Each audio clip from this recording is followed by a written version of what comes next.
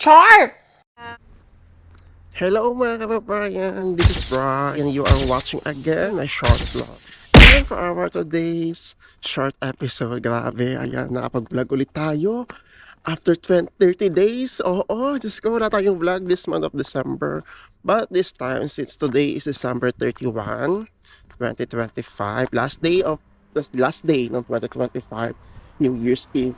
And mag-aalas 11 na po ng umaga dito sa Dubrovnik, Croatia. So, papasok na ako ng trabaho. Yes, open kami ng New Year's Eve. But, maaga yung pasok ko. 11:30 hanggang 4 p.m. lang yung duty ko. Kasi nga, maaga kami magsasarado. Anyways, ayan, kamusta na kayong lahat? Grabe, na-miss ko kayong lahat. Oo. So, for our today's short episode, since last day ng December ngayon, magre-rewind tayo sa mga nangyari. Oo.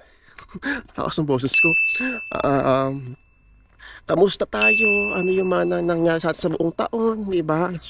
And ayun, I hope na magkamustahan tayo and mag-enjoy tayo sa ating short vlog for today. But before anything else, ayan, if you haven't yet subscribed, just ko, nalimutan ko ng scripting ko. If you haven't yet subscribed and if you are new to this channel, ayan, please help me to reach 13,000 subscribers. Maraming salamat po sa lahat ng mga patuloy pa rin nanonood kahit wala akong update, wala akong upload ng mga nakaraang linggo. Oo, maraming salamat po sa inyo. So tayo po ngayon ay naglalakad na, yes, papunta ng ating trabaho at napakalamig. Dalawa lang ang suot kong jacket today. Yeah, ay maaga naman ako uuwi, so hindi pa naman siya ganun sa sobrang kalamig pag umuwi ako. And mamaya pala, ayun, before ako umuwi, ang plano ko pumunta ng hypermarket kasi may ibang hypermarket dito na open hanggang 7 p.m. So, may mili tayo ng mga panghanda natin sa bagong taon. Ayan. Kamusta? Ano mga nangyari sa inyo? O kamusta ang inyong taon? Kamusta ang 2025?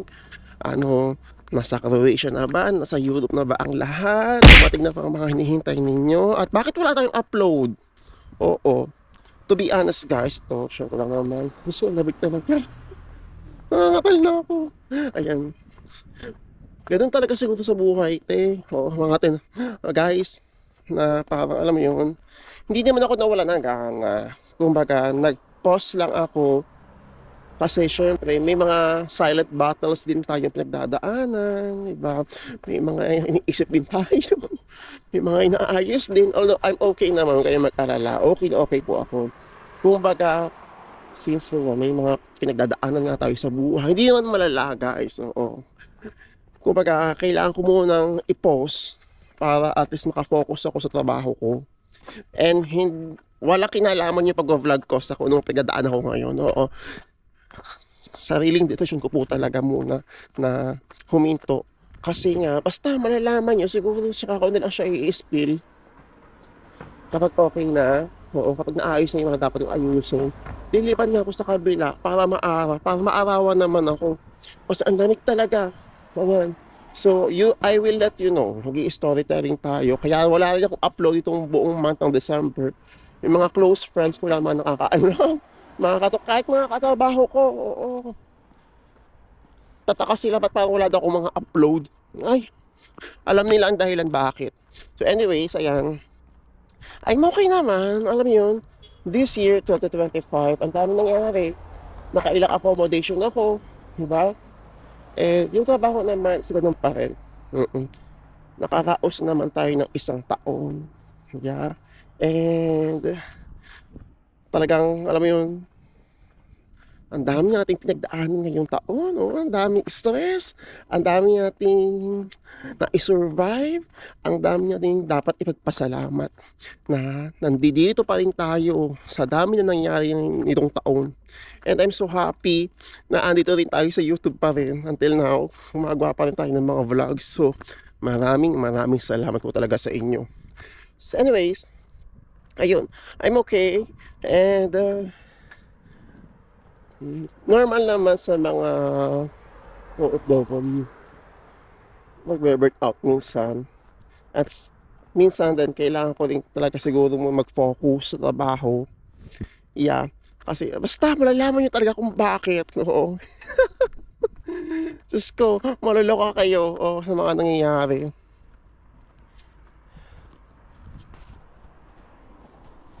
Kabayan!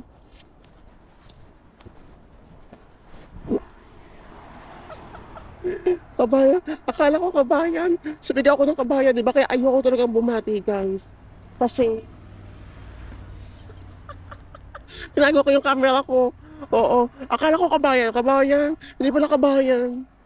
Oo. Mukha kasi ng Pinoy. Anyways, ayan. So, ito tayo. Dito tayo sa may port.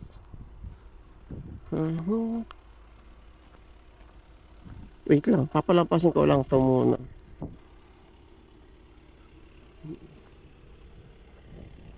So, ayan. Balik tayo sa inyo. Kami ko sinasabi. Ang fresh natin ngayong taglamig. Iyan pala pag taglamig. Kamusta kayo? Ano yung status ng mga hinihintay nyo na ngayon? Oo. Nakalabas na ba mga working permits? Ako guys, ay nag-aantay pa rin din ako.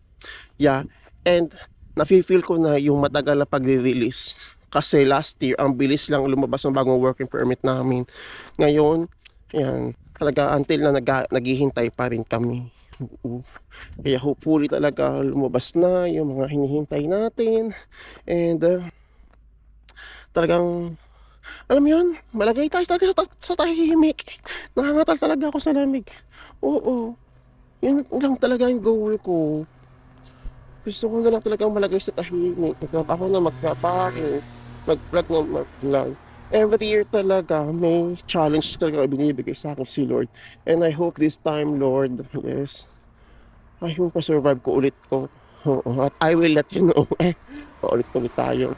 Ayan. So, may mga nag-message pala sa akin kanina. Sa TikTok, ayan. Ang dami-dami ko na-receive. Kung normal lang ba raw na walang separation pay or last pay dito sa Croatia. Ayan, i-share ko sa iyo yung mga experiences ko dito when it comes sa mga ganyan. Kasi tayo guys, tayo mga Pinoy, nasanay tayo sa Middle East type, sa Pinas type, na may 13th month pay, 14th month pay, may last pay, di ba? So, hihimayin natin yung na-observe ko sa ilang taong kong pagtatrabaho dito sa Croatia. Naman sa Pilipinas, mandatory sa atin month pay, last pay. Pero pagdating natin sa Euro, akala natin parehas lang, diba? Alam niyo yan, ang daming mga, bakit sa ganito ganyan? Nagkukumpara na naman tayo. Bakit sa ganito sa Pilipinas, ganito, dito sa Europe, wala, sa Croatia, wala, mga ganyan. Una-una guys, yung mga ganyang klaseng pay dito sa Croatia ay hindi po mandatory. Okay? Hindi siya mandatory, not unless nakalagay po sa inyong kontrata. Kaya mahalaga na before kayo pumunta o before kayo pumirma ng inyong contract, kayo ay talaga nagbasa kung ano yung mga nakasaad sa kontrata ninyo. Kasi mahirap po mag-demand ng mga ganyang klaseng pay. Kung kayo naman in the first place ay hindi nagbasa. Di ba? Wala kayong labas sa employer ninyo kasi hindi naman nakasat sa kontrata yung mga ganyan. May mga ilang bonus dito, oo. Pero usually, yung mga bonus na yan ay may iba hindi lahat. May iba ay cash, may iba hindi. Gift certificate, mga ganyan. Mga Christmas bonus, mga performance bonus, ayan. May mga ganyan klase bonus dito, guys. Again, hindi pare-parehas, hindi lahat kagaya ay parang naka-cash or pwede yung mga gift certificates. But then again, yun ay bonus. Okay? Hindi po iyon obligasyon. Baka mamaya misinterpret naman ninyo. May sinabi si Brian Reckless bonus daw. Bakit kami wala? Again, hindi po yun obligasyon. Ibang-iba kasi guys yung kultura dito pagdating sa mga ganyan. Okay? Basta mahalaga, nakasaad sa contract ninyo. Yung hinihingi ninyo. Oo. So, kailan lang tayo magkakaroon ng final pay?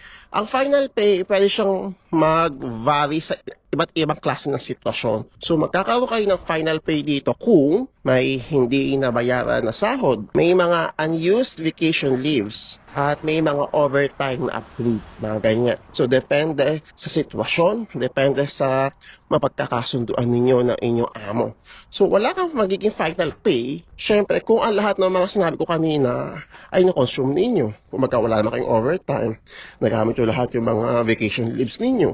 Diba? So, wala kayong final pay sa ganong klaseng sitwasyon. Pero, red flag ang mga yan, guys. kung naaprubahan yung mga final pays ninyo pero hindi binayaran. Okay? Karapatan po ninyong mag-complain at kailangan nyo, karapatan ninyo na makuha yung mga karapatan ninyong dapat makuha sa mga employers nito. Ha? Always remember that. So, bakit tayo nalilito sa mga ganyang klaseng pay-pay? Oo, pay-pay, char. Kasi nga, nasanay tayo sa Middle East benefits, sa Philippine Standard ng Labor, mga ganyan, mga batas sa atin. Dito sa Europa, sa Croatia, kontrata ang batas kung ano yung pinirmahan mo. At hindi kadalasan automatic ang mga benefits. Okay? So, yun lang. Paalala ko lang sa inyo yan. Kaya kayo, yan, kung mag-end of contract na kayo or may mga curiosity kayo pagdating sa mga ganyan, basahin maigi ang contract, humingi kayo ng mga payslips, ayan, and makipag-coordinate kayo sa amo ninyo when it comes yan. Sa uso-uso kasi lalo na pag summer, yung mga no-rest days. Ano ba ang mangyayari sa mga no-rest days natin? Kailan babayaran? Ano yung sitwasyon? Paano? Kailan papasok? Ayan. So, makipag-usap kayo sa inyo mga hamo. Ngayon naman. Napakaganda. So, actually, may mga turista ngayon kasi malamang dito sila mag-New Year. Oo. So, by January, meron pa rin yata. Oo, February, may festival ulit dito. March, pahinga o nga. Then April, summer na naman, diba? Ang bilis ng panahon. So, ako lang talaga, ang priority ko lang talaga ngayon, syempre sa bakasyon, diba? Hopefully lang talaga, lumabas yung mga permits nating lahat. Ayan. And, ayun, talagang makaraos kahit ng ba. Kasi, talaga ang buhay. At ito nga pala guys, ang dami rin nag-message dito, mga nagko-comment. Wala namang work and life balance dyan sa Croatia. Oo.